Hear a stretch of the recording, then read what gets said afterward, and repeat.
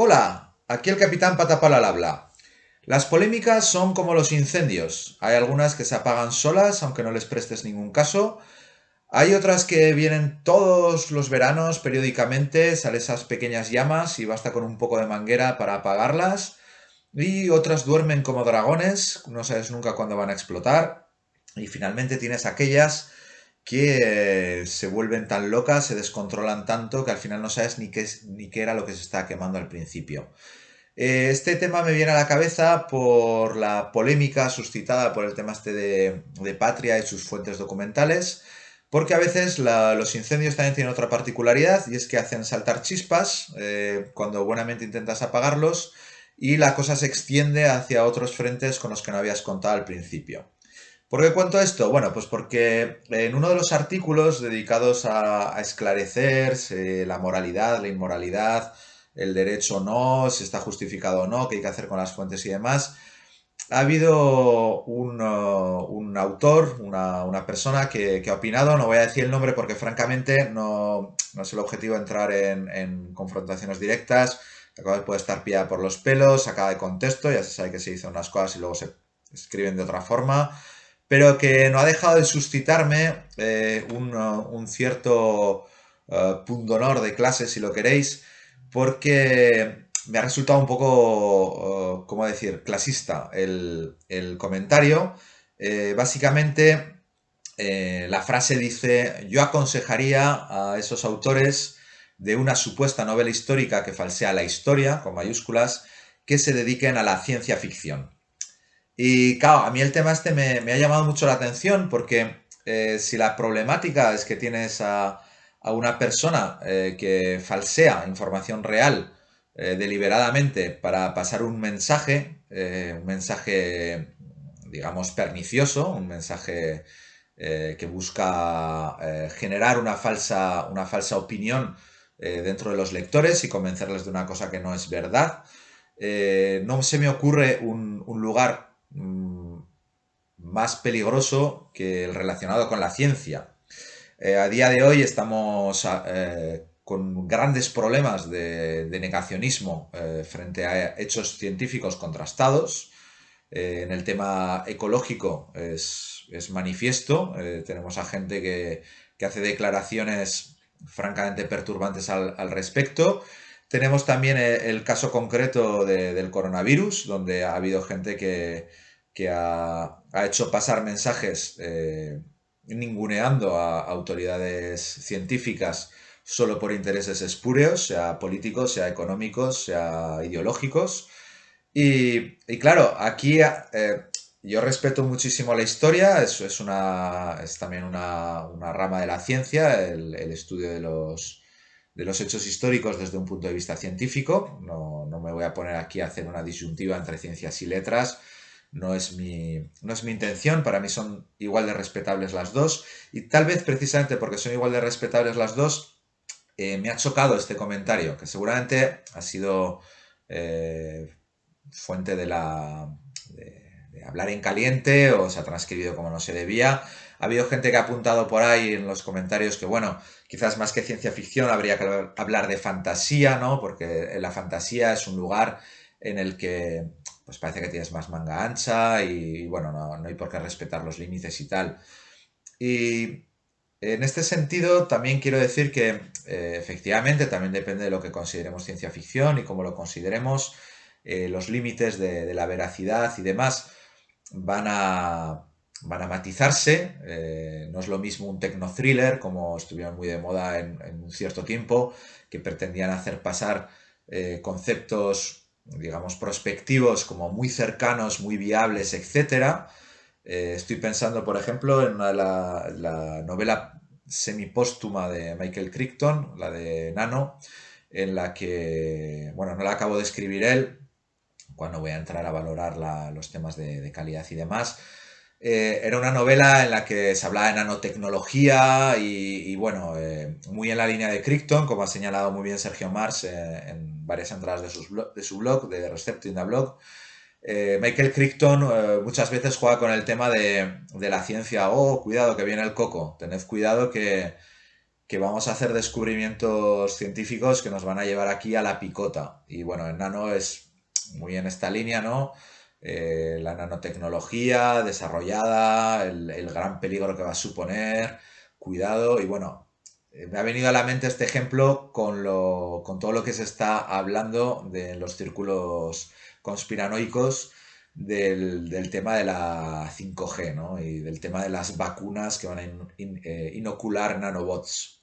Entonces, por supuesto, hay que defender que tiene que haber una cierta praxis dentro de la divulgación, sea a través de la ficción o no, pero a mí esto de crear dos niveles, el nivel de la historia y el nivel de la ciencia, porque al final, claro, quizás el problema es que la ciencia ficción ha sido muy honesta y al menos en castellano se llama ciencia ficción, en italiano es la fantascienza, ya meten el término fantástico también delante, una especie de prefijo para poner en guardia al lector. Quizás el tema es que la novela histórica se ha resistido, o en nuestro país no se ha visto tanto como ficción histórica, sino como una especie de esto es historia, pero contado entretenido, ¿no? Un poco como el Érase una vez la vida o el Érase una vez el ser humano, que digamos que pretendía tener unos conocimientos sólidos, incuestionables. De hecho, Érase una vez la vida quizás haya envejecido mejor que Érase una vez el ser humano. Y Eras una vez el hombre, creo que se llama en español. Y bueno, que un poco esa idea, ¿no? De que, vale, es novela, pero lo que te estoy contando es verdad. Y bueno, no, no. Lo que me estás contando no es verdad, lo que me estás contando es una visión narrativa a través de ciertos personajes, a través de la visión del autor. Y aunque se han dado casos en los que hay historiadores que son también escritores, como el caso de José Luis Corral en mi tierra, en Aragón, eh, cuando José Luis Corral escribe una novela, está poniéndose en la piel de un escritor y toma decisiones narrativas y decisiones estéticas que permiten vulnerar el marco histórico. Y eso es así. Y si lo que queréis es información histórica, pues ahí hay que ir a un libro de ensayo, a un libro de historia o a una clase de historia. Y aún así, incluso dentro de esos ámbitos, pues también te vas a encontrar una visión de la persona que los presente. Esto es Vox Populi en las facultades de historia, que dependiendo de qué pie cojea el profesor en cuestión, pues te va a presentar la realidad de una forma o de otra. Pero es que esto tampoco es nada particular de las facultades de historia. En ingeniería, pues también pasa lo mismo. Y los profesores que tenemos en ingeniería, cuando abordan temas no estrictamente técnicos, es decir, no estoy hablando de resolver ecuaciones, ahí no te van a decir, no, es que yo creo que es más bien así. Cuando hablan, por ejemplo, de la aplicación de la ciencia al mundo real, que eso es algo muy de ingeniería, pues va a estar la visión del profesor también. Claro que va a estar, pero es que no es nada ajeno a la naturaleza humana. No va a ser lo mismo un profesor de medio ambiente con ciertas ideas que un profesor de ingeniería nuclear con otras ideas. Y aquí, pues, oye, hay que ser adultos, hay que ser mayorcicos y hay que decirse que el mundo no es todo blanco y negro. Incluso en la ciencia, gracias a Dios, se cuestiona. De hecho, es la base de la ciencia, cuestionar los resultados y cómo se presentan para seguir avanzando. Y, hombre, evidentemente en determinadas ciencias el margen de discusión va dentro de unos parámetros y en otras ciencias, como puedan ser las ciencias sociales o como puedan ser las ciencias aplicadas de la ingeniería, esos márgenes son un poquito más amplios o están connotados de otra forma, si lo preferís. No se trata tampoco de una cuestión de amplitud. Es decir, joder, más amplitud que vino ahí Einstein a darnos en unas ciencias que parecían inamovibles, pues ya me dirás. Pero bueno, todo esto viene al caso de que me ha hecho, no voy a decir que me ha hecho gracia, francamente me ha dado un poco una puntilla el tema este de, oye, que si el señor este es capaz de manipular los hechos históricos, que no se dedique a la novela histórica, que se dedique a la ciencia ficción. Como en plan, oye, toda esta Hakai, que dirían aquí en Francia, esta canalla, vamos a enviároslo a los autores de género y ya lidiaréis con ellos, porque total, como vuestra credibilidad ya está por los suelos, pues tampoco pasa nada, ¿no? Y hombre, pues no, no se trata de eso. Se trata más bien de lo contrario, creo yo. Para mí se trata de que cuando leemos ficción, incluso cuando leemos ensayos, el lector tiene que estar preparado para decirse, oye, aquí lo que me están contando es algo que viene tamizado por el autor. Y punto. Y ya está. Que es que eso es una cosa que hay que entender. Los conocimientos no caen del cielo. La verdad revelada se ha quedado en el ámbito de las religiones. Y las religiones rechazan que sus libros aparezcan dentro de lo que se conoce como literatura. Así que vamos a dejarlas por su lado. Y una vez entramos a leer literatura, pues hay que asumir que hay puntos de vista. Y yo creo que precisamente ahí habría que desmitificar la novela histórica y habría que empezar a hacer una cierta pedagogía ahí entre los lectores. Y está muy bien que la literatura sea cultura, y es cierto, es cultura, pero no es cultura en plan me he leído un libro y ya sé la verdad absoluta sobre este tema. Ojo, que del mismo modo que el que se haya leído Patria, que no me he leído yo y que no sé de qué pie cojea ni pretendo entrar en esto, dará una visión del autor, dará su visión del autor. Estará más o menos apoyada en hechos históricos, que por cierto parece que no cita en el libro, estará más o menos sujeta a una decisión estética y a una decisión narrativa para dar una tensión argumental. Y, hombre, lo que habría que decir claramente es que por muy histórico que sea el libro, no es una cosa de esto está escrito aquí y esto va a misa. La gente que haya, de hecho lo vi en los comentarios, la gente que haya vivido el conflicto reflejado en Patria, pues a veces dirán esto concuerda con lo que yo he vivido y esto no concuerda con lo que he vivido, o esto lo enfoca de un modo demasiado suave o demasiado duro. Es normal. Y es que la novela histórica es eso. Solo quiero decir, aunque yo qué sé, Vercingetorix haya muerto hace ya sus buenos cientos de años, el modo en el que presentemos los hechos históricos, por mucho que haya ciertos episodios que estén comprobados y no van a ser anodinos. Puedes hacer una novela sobre la Guerra de las Galias para exaltar el sentido patriótico francés, y puedes hacer una novela llena de patetismo, y puedes hacer una novela llena de referencias a cómo han llegado los avances de los romanos, o puedes pintar a Julio César como una gran mente militar, o pintarlo como un trepa. Y sin salirte del guión, sin salirte de los hechos históricos que están reflejados. Y es importante que la gente esto lo asuma. Y quizás la ciencia ficción ha tenido esa honestidad y bueno, ha dicho esto es literatura prospectiva y bueno, aquí tomamos unas ideas y a partir de ellas desarrollamos una trama que se basa en la ciencia y que bueno, que está basada en unas ideas del autor. Quizás va más allá que la literatura histórica en el sentido de que busca precisamente abrir nuevos horizontes y entonces te vas a ir un poco más allá, ¿no? de lo que... Pero bueno, la novela histórica también puede jugar a eso, también puede jugar a buscar más horizontes dentro de lo interpretativo o colmando lagunas dentro de los hechos históricos que se conocen. Es parte del juego de la literatura. Y quizás lo que me haya terminado de soliviantar un poco con este tema es que en realidad toda esta polémica ha venido porque se habla de un escritor de ficción que ha tomado información de un escritor de investigación, vamos a decir, de un periodista. En este caso no era ni siquiera de un historiador, era de un periodista, porque el tema del conflicto vasco y del terrorismo de ETA todavía no está dentro de lo que se considera la historia, está considerado todavía lo que es la época contemporánea. Entonces, bueno, son los periodistas de momento los que se ocupan. Creo que el límite histórico está marcado en Segunda Guerra Mundial, pero bueno, eso ya os lo dirán los expertos. En cualquier caso, como decía, la polémica viene de que un escritor de ficción toma información de un escritor de investigación. Y aquí, claro, joder, en el tema de la ciencia ficción, esto en la mayor parte de los casos está a la orden del día. Los escritores de ciencia ficción, hay algunos que son científicos, pero incluso los que son científicos no hablan solo de lo que ellos han descubierto dentro de la ciencia. No llegan y yo qué sé, Einstein era el único que escribía novelas sobre la relatividad. Pues no, no va así la cosa. La cosa va de que los científicos toman información del trabajo de investigación de sus colegas, pero no solo cuando les da por escribir ficción, lo toman en su día a día.